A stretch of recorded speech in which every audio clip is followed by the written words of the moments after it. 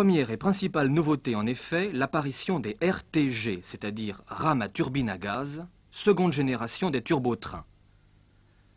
Strasbourg et Nantes seront ainsi reliés à Lyon dans des conditions de vitesse et de confort accrus. Autre avantage de ce turbotrain, il comporte des deuxièmes classes, alors que les relations rapides entre ces capitales régionales n'étaient jusqu'à présent possibles qu'en première. L'extension de la deuxième classe est d'ailleurs l'autre caractéristique importante de ces horaires d'été. Elle sera généralisée sur les trains rapides, notamment ceux qui comportent un supplément de vitesse. Pour ce faire, deux nouveaux types de voitures climatisées feront leur apparition. Autres améliorations intéressantes, d'abord les trains matinaux de 6h45 pour hommes d'affaires, qui sont très appréciés, verront leur nombre augmenter.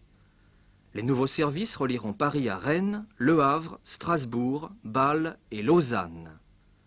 Ensuite, l'exploitation des lignes entre la capitale et trois grandes villes sera particulièrement renforcée, entraînant au passage une meilleure desserte des principaux centres de la région correspondante. Il s'agit de Bordeaux, Clermont-Ferrand et Rennes. Mais qui dit horaire d'été dit aussi desserte des lieux de vacances. La SNCF poursuivra cette année son effort dans ce domaine en mettant en ligne aux week-ends les plus chargés jusqu'à 100 trains supplémentaires par jour. De nouveaux trains circuleront également vers Le Croisic et les Sables d'Olonne. Enfin, plusieurs relations internationales seront elles aussi accélérées vers l'Autriche, la Suisse et le Portugal.